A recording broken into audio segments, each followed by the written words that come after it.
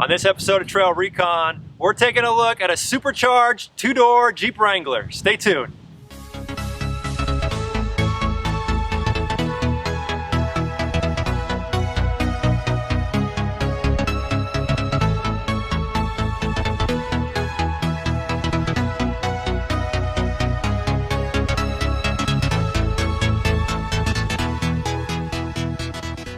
Today, guys, I'm pretty excited to be talking about this Jeep. It's supercharged, and I am excited to look at it. The owner is Charlie. Charlie, come on over, buddy.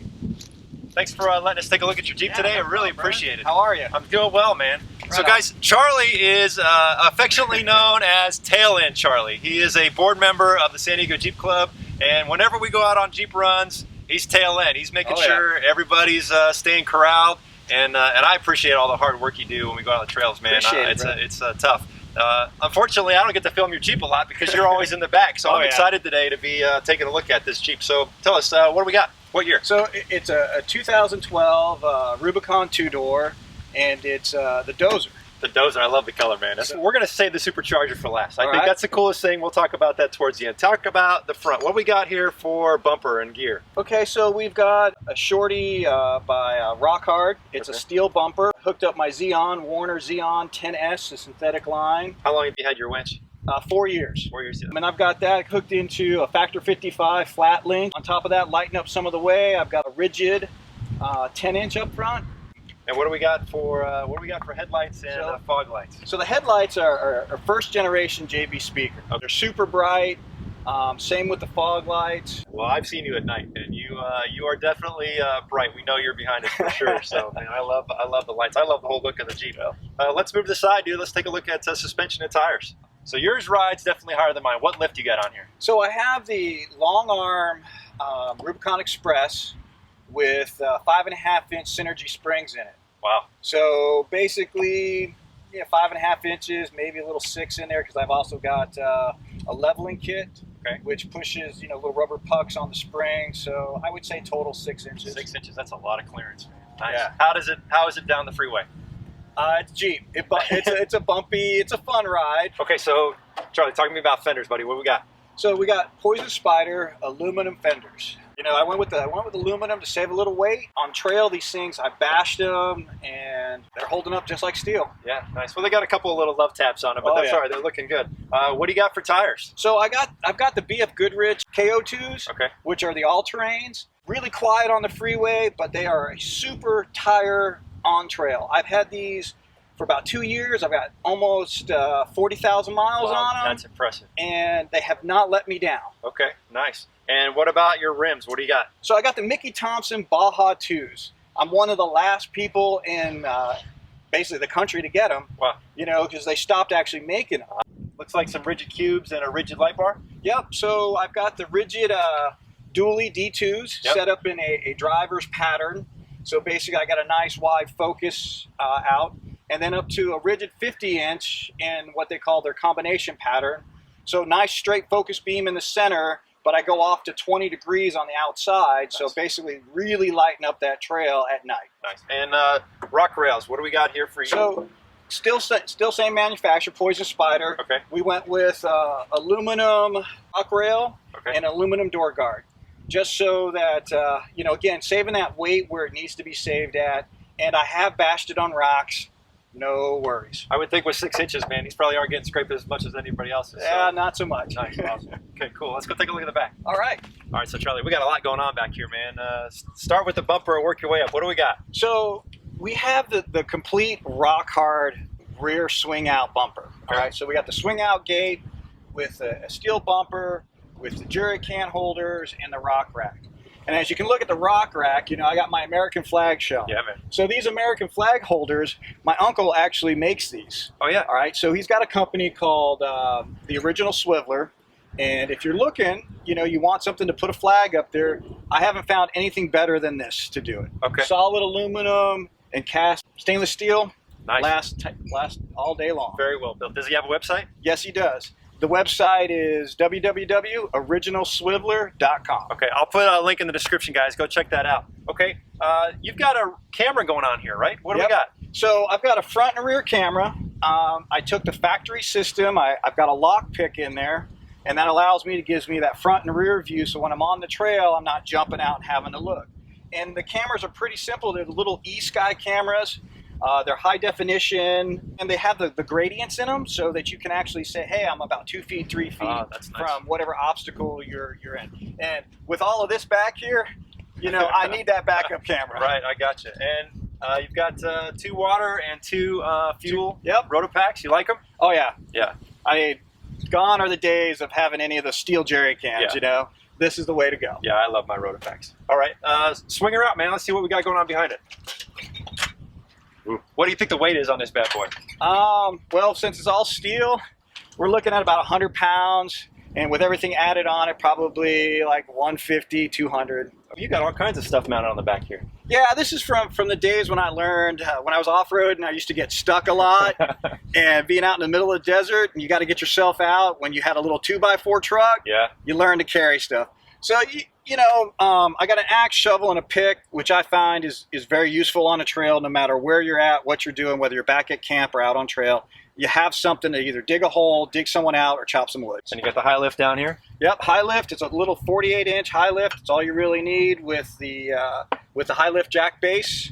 Talk to me about what exhaust system you got going on. So this is the Bank Stinger exhaust system. So it comes from the front muffler all the way over, all the way back. Helps that supercharger breathe a little better too, right? And it sounds good. Yeah. But she's got a little trail rash on her. Oh yeah, that little oopsie off of Gold Mountain coming off a rock. Yeah, Gold Mountain's a good trail, man, but it'll get you. Cool. All right, open her up. Let's see what we got inside. All right.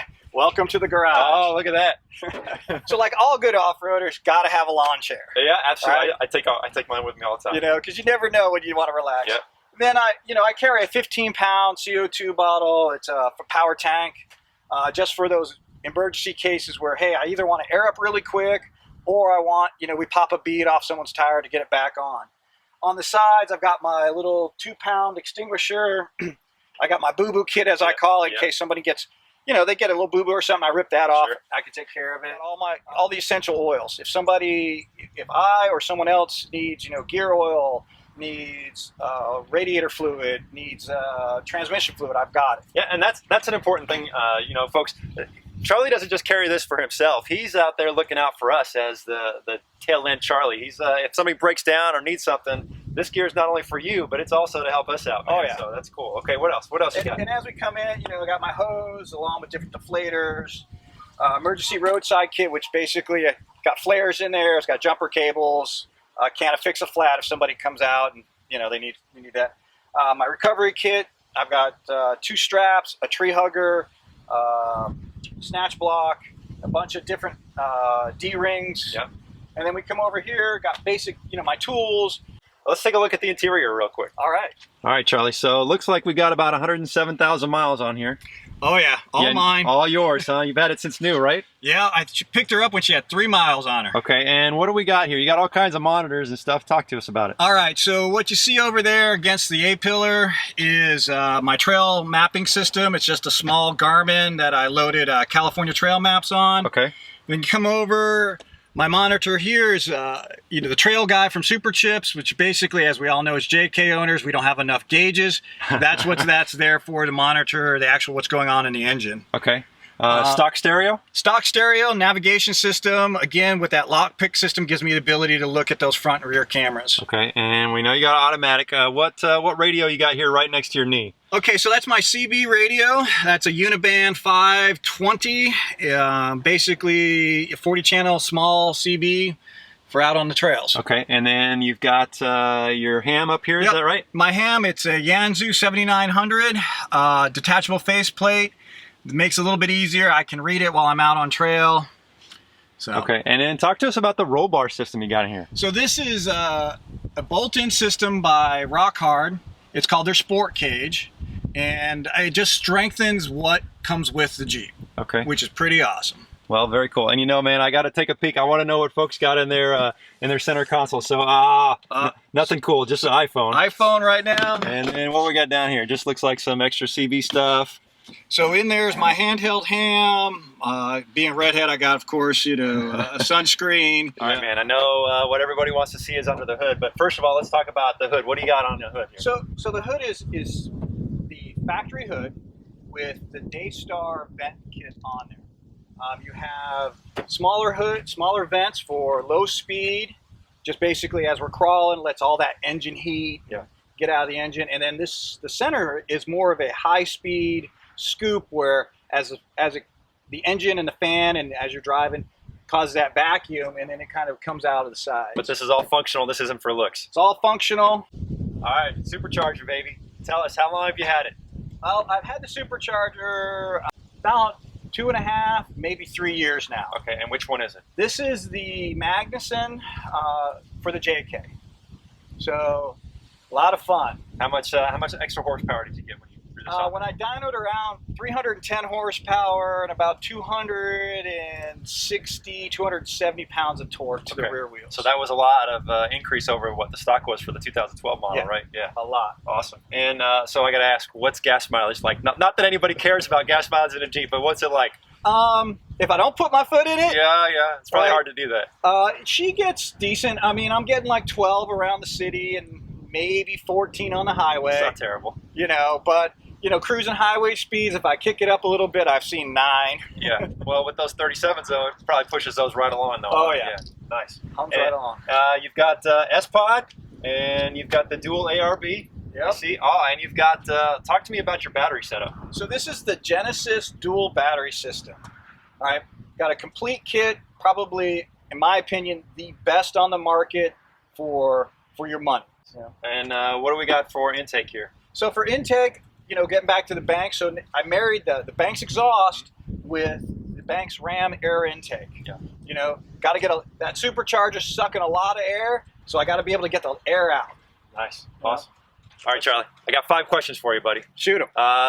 This one's probably obvious, but your favorite mod? My favorite mod I would say put in my supercharger. Yeah. Of course. It was kind of a project. I went home and I actually did it with my dad. Oh. So it was a really kind of good father-son bonding. Yeah. How long did it take you to put it in? 3 days. Wow, that's a lot of work, but payoff is pretty nice. Oh yeah. Okay. What's next?